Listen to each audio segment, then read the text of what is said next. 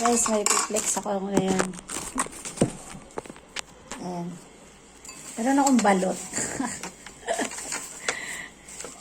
Ayan, kagabi pa ito, kaya lang ininid ko ngayon. Gusto ko lang na ipakita sa inyo yung balot. Kung paano kumain ng balot. Yung mga taga-ibang bansa dyan, na hindi alam paano kumain ng balot.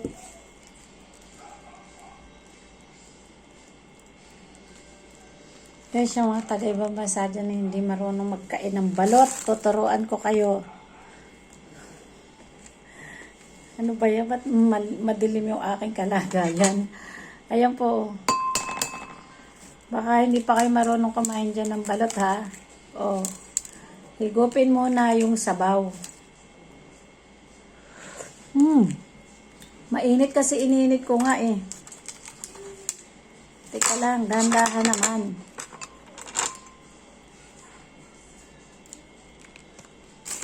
Teka lang po, pasensya na kayo.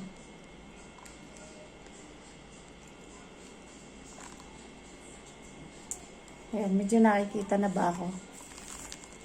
Ayan. Ganyan po, lagyan mo muna siya ng sugar. Ay, ng sugar. Ng vinegar.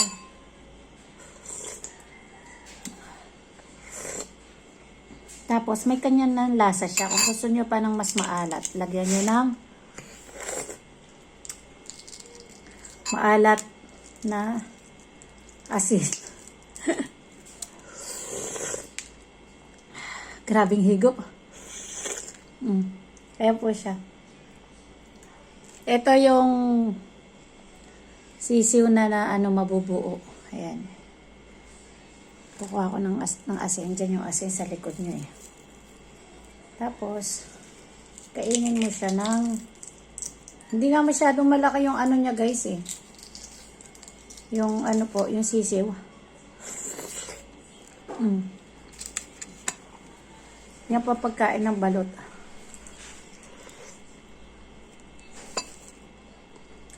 Hindi ko papakitasan yung sisiw at baka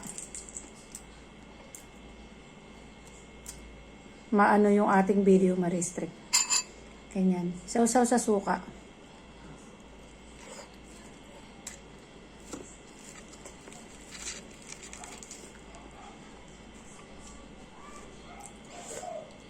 Mas marami pa yung dilaw. Ito yung puti, yung puti niya, matigas naman siya. Hindi na masarap yun. Try pa natin yung isa. Yan po. Ang pagkain ng balot.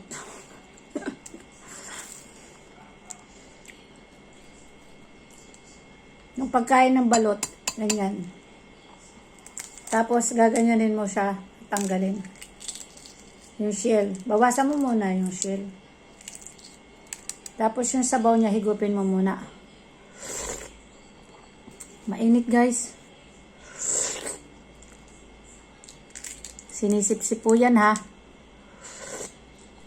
Hindi po yan basta dinidilaan. Sinisip-sip po. Ganyan po. Ang pagkain ng balot. Diba? Tapos lagyan mo siya vinegar. Pagkakainin mo na.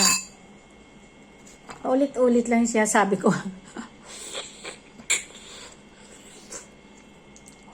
Ayoko ipakita yung nabubuo na sisiw kasi. Yung balot sa sisiw kasi baka maano yung video natin guys.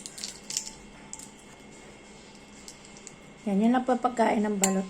So, lagyan mo pa siya ng vinegar na maanghang.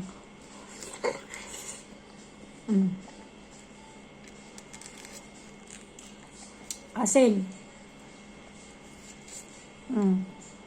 Sabi yung nakaka-high blood to kaya tama na sa akin yung dalawa. Namiss ko lang kasing kumain ng balot. For how many years? Balot yung aking, hindi na ako pala nakakakain ng balot. Dagdagan natin ng salt para mas masarap. Tsaka ito. vinegar.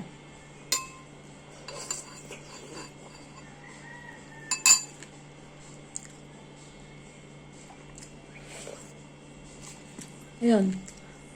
Medyo makalat nga lang pag kumain, kaya lang ganun talaga. So may isa pa po tayo, kaya lang ayoko nung kainin yan.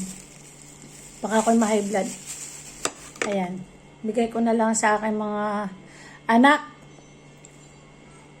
So ayan. Maraming salamat po. Ayan ang resulta ng balut.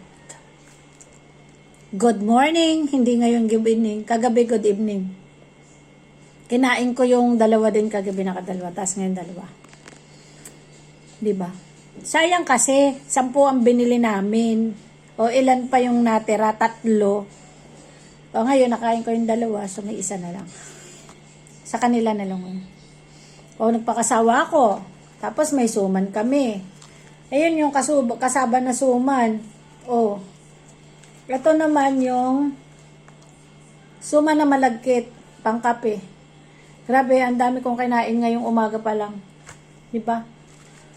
Ganun kasarap dito sa Pilipinas mag-standby, kaya lang hindi masarap pag walang pambili. Di ba? So yung iba, wala nang choice. Kaya ganun na lang. Walang choice, kaya mapapabili ka kahit medyo mahal. Dahil nga walang choice. Dahil nagkikrave nga tayo ng mga ganyang pagkain. So, ayan guys, maraming salamat po sa panonood. Good morning, good morning.